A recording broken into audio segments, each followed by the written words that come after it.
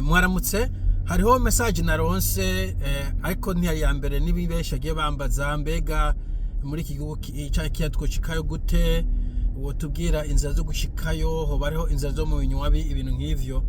Nashaka mbere nk'ucishurira hamwe kugira ngo n'uwundi agifise aronke inyishu. Icambere novuga nuko jewe inzira z'ibinywabi mu by'ukuri ntazonzi ndegera nkoresha, kandi novuga ko mu bihugu bimwe bimwe inzira zo mu kinywabi zigoye, kumbure na cyane cyane nk'ibihugu vy'amazinga, ama island, usanga inzira zo gushikayo mu kinywabi bitoroshe kubera inzira imwe yo gushikayo abari ubwato canke indege. Ivyo navyo bica ku ma port no ku ma aeroport ari controle cyane, umva nivyoroshe ko uca mu nzira yo kinywabi. Cyo ni kimwe. Ica kabiri, iyo nzira kinywabi naho wandayizi je sino kubwira, hariho akazi nkora katandekurira kuja mu bintu novuga ilegale no mu nzira zo mu binywabi. Urumva ivyo shobora kubikora nubwo yoba hari nubwo yoba ndayizi, mugabo anko info ntayonzi kaneza kwitari ikinywabi ivyo oyivanemo. Icya gatatu ni nka disclaimer kandi donc kuvuga yuko ntabwo ndi immigration advisor. Mu bihugu vyinshi bisabwa yuko kugira ngo utange impanuro ijanye na immigration canke immigration advice uba uri qualified and registered, donc uri qualifié kandi uri enregistré, ariko kazi ukora warakigiye. Ico gihe niho ushobora gutanga formal advice. Je nashobora gutanga informel kumure ku mugenzi cyangwa ku mufamiye, mugabo cyo ukamenya uko naje knowledge mfise, connaissance mfise iri limite ko atavyo nkoramo, atari byo nkoramo ku munsi kandi ntavyigendo kugira ivyo nzi cyavyo nshobora gusoma. Uci uja rero ku byo gusoma, mu bisanzwe mu bihugu vyinshi biteye imbere, vyose biteye imbere, usanga amakuru yose ajanye na immigration aba ari kuri website yabo. Igihugu cyose ugende ugire immigration Canada, immigration New Zealand, immigration Australia, immigration United States, usanga hariho information zose, zimwe n'ivyo zibazumvikana gusumvya izindi, na cyane cyane iyo utavuga icongereza hari usanga ziri mu congereza. Ariko burya muri Google cyangwa sinzi na Chrome, muga muri Google Chrome ijya browser mukunze gukoresha cyangwa navigateur, urashobora kuyishiraho ikagira mu gifaransa. Nabwo traduction ibiri 100% mugabo birahagije iyo kurasoma information. Ndamaze kuyikoresha ndabona yuko iguha information zihagije. Niyo etape ya mbere, imbere yo kubaza umuntu ugenda usome, hanyuma je gusoma vuga uti iki sinagitahuye reka mbaze uti kuki. Iyo ugiye gusoma hakarorero barakwereka ntuzeye inzira umuntu ashobora kuja mu gihugu. Mu bihugu vyinshi usanga hari inzira nyinshi, muga inzira benshi bakunze gukoresha ni visitors visa, donc kugenda nk'umu visiteur, nk'umu touriste, muga yo ni temporaire. Hakaba student visa, nayo navuga ko ari temporaire mugabo imara igihe kirekire bivana n'imyaka ugiye kwiga. Hanyuma izo nizo zikomeye cyane usanga zihari abantu benshi bakoresha. Bamwe kumbura akagenda kuri visitors agacarondera akazi, abana akagenda nk'umunyeshuri agaciga agacarondera akazi. Havyo numva akagenda nk'aba visiteur cyangwa umunyeshuri agaca bidekarara, mugango nivuga ivyo numva ko ari byo mu kinywabi presque je ntavyo nzi kandi navyo no guhanura, kuko bishitse bikakugora wocu blaming jewe ngo niwe wansutse, kandi navyo byoshobora kungira ko ingaruka mbi. Kenshi na kenshi yugiye ahantu barakubaza intention ujanywe n'iki, nivuze ati ndumuturiste, bakubaza uri umuturiste bona fide w'ukuri, uri umuturiste, icyo gihe hari ibintu byinshi bakubaza. Ivyo bihavuye ibindi bishoboka kumbure ushobora kuronka umugore cyangwa umugabo muri ico gihugu. Ico gihe novuga ko ariyo nzira, ahubwo novuga ko yoroshe, ushobora gukonvinsinga umuntu aba muri ico gihugu akakurongora cyangwa ukamurongora, whichever ways haba hariho inzira ishoboka yuko azogushikira. Ntiri straight mugabo bifata igihe. Ndamaze kubona abantu batari bake baje no nk'impunzi bagasubira inyuma kurongora mu Burundi, mu Rwanda, hanyuma gahoro bakazozana abagabo babo. Ivyo birashoboka. Iyindi nzira ihari niyo bita ntuzeye investors, aba investisseurs, ariko iyo basa amafaranga menshi cyane. Novuga ko atabarundi benshi novuga ngo boyishobora. Abayishoboye naza ko bataraba iyicano yanje abo ndabihojeje. iyindi kategori iri mu bihugu byose encore andi kuvuga d'une manière générale buri gihugu kirafise ayandi makategori cyangwa amasukategori mugabo d'une manière générale na cyane cyane ibihugu anglophone bimeze nk'ibisangije iyo ntuzeye ukuyemo kumbera Amerika. Iyindi kategori ni visa de travail y'akazi, umuntu aje gukora akazi. Izo nazo nyene ziba zitandukanye sero bezwe y'igihugu bivanye n'igihugu gikeneye abakozi runtuki.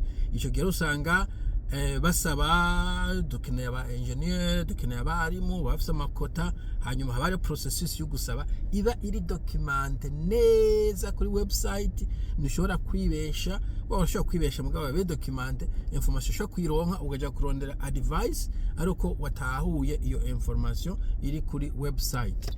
Donc work permit, work visa iyo irarashe cyane na cyane cyane uri nk'umuntu uzi trades, iyo myuga mugaya y'aba electricien, yufitiye impapuro zayo, aba nurse usibye ko navyo asaba kuba registered, ibintu byo mu buganga, ibintu nk'ivyo urashoboye kuhiga ugira amahigwe ukaronka. Ariko hariho aho usanga bisaba ko ubanza kuronka akazi, ibintu nk'ivyo ntabwo na nyine street forward mugabo iyo urashoboye kuyitohoza. Donc ko navuze etape ya mbere genda kuri website cyo gihugu wipfuza urondere. Je igihe nzino no kukazi baravuze ati we ufise ibazikiye kuko jewe baraheza kukazi saa bonagema ko nayo mu gihugu kirimo internet twaza saa 10 ku kazi ngaca nguma gushika nka saa 3 z'ijoro ndiko ndakora ivyo wanje kuri internet. Bo donc nkaba mfise spreadsheet rupapuro canke c'est pas spreadsheet mu kifaransa ko muyita grille iriko ibihugu Canada, Amerika, nkakubwira nta hari ibi abashaka ibi temperature imeze ku ibintu byose ukabigira research. Iyo ni devoir yawe kiretse ufise amafaranga menshi ugaha umu agent, ariko n'umu agent vyiza nuko ubanza kurondeza kuko bobo hagiye bakwiza amafaranga d'avance bataramenya ko unashobora no gusaba visa basanzwe utayisaba ntibayagusubize. Donc usechize kuri internet hanyuma urabe ivyo study work na visitors novuga ko iragoye ku bihugu vyinshi ugiye nko visitor ntibakomera kurondera akazi niyo karonse nkaho jendi uri mu visitor akazi nivyo kukaronka kuko kiretse uri nk'umuntu docteur uri qualifié cyane kabisa hejuru kuko abakoresha benshi basaba ko uba ufise work permit. Hanyuma student visa je nuko ariyo imeze nk'iyoroshe ku bantu benshi usiye ko amafaranga ari menshi, amafaranga ni menshi ntashikiya investors mugabo usanga bishuza amafaranga menshi. International student bari nk'amafaranga ufashe ayabene gihugu kuguza na 4 cyangwa 5.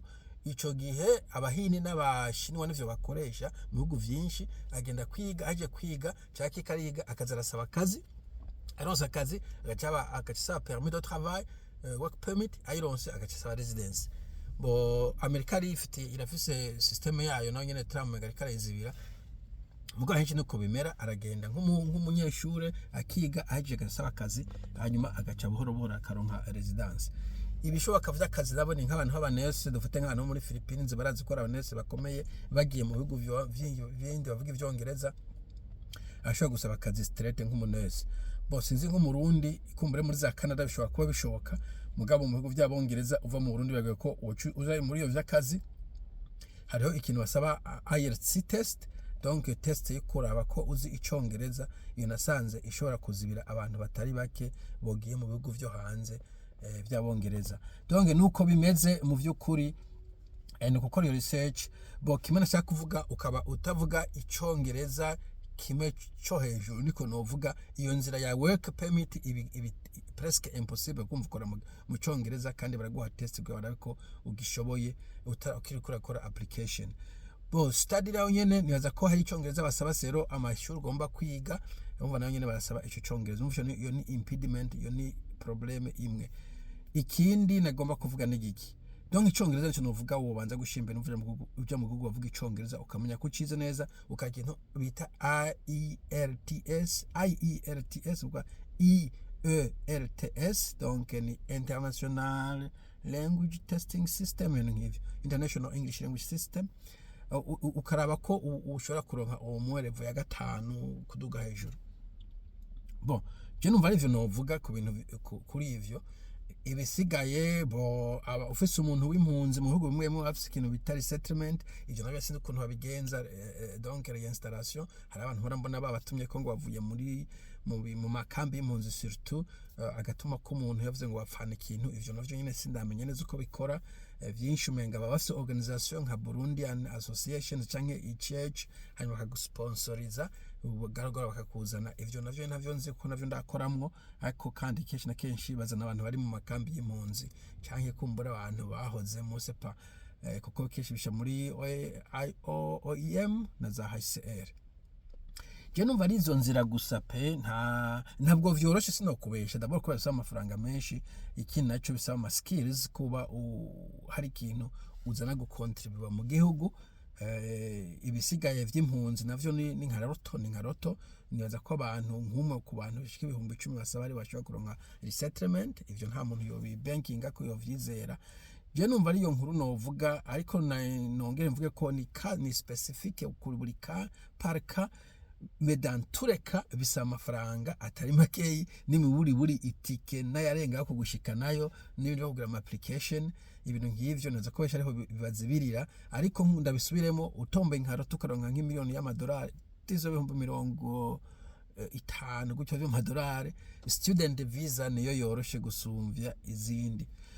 Hariho ibihugu uyu ukora PhD canke doctora uriha makeyi ugeranije n'izindi degree dufate, uriha nk'ayabene gihugu, mugana nyene tukuvuga ibihumbi kumbure 8 vy'amadolari ku mwaka, ariko ibaziye mu kandi usanga ari nk'ibihumbi 30.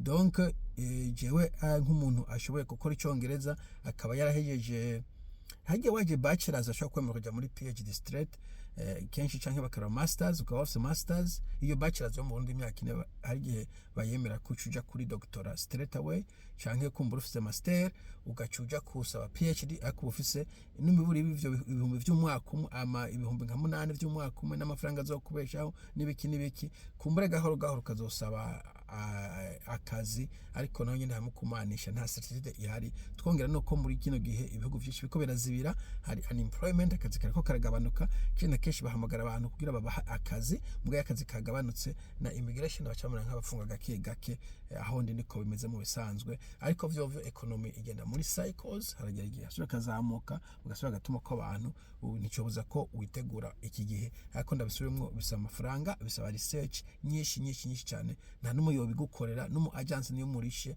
utikoreye wenyene, usanga hari gihe akuhubishije canke akakubwira ibitari vyo, cyangwa ugasanga uyahaye umuntu w'umuswa akayajya yose. Ibyo ndamaze kubibona, abarundi bahita bamukontakita, amafaranga bamaze kuyatanga abagani no ico kinagwa ni fake, ndashobora zukunda bivefye jewe. Voilà, nico ndashaka kuvuga.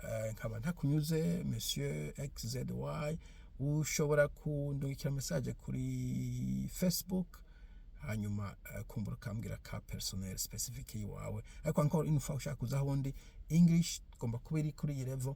Hanyuma navuze student niyo mbona umenga iri easy, work iri hard, kwasa kuba waronsa akazi, umutararonka akazi kandi kuronka zuri hanze c'est presque impossible. Ibisigaye bisaba amafaranga menshi, investment n'ibifaranga vyinshi. Kuronka umugore ari hano sinzi ko bico gukora. Anyway, nico ndashaka kuvuga, mugira umunsi mwiza, tuzosubira. Bye bye.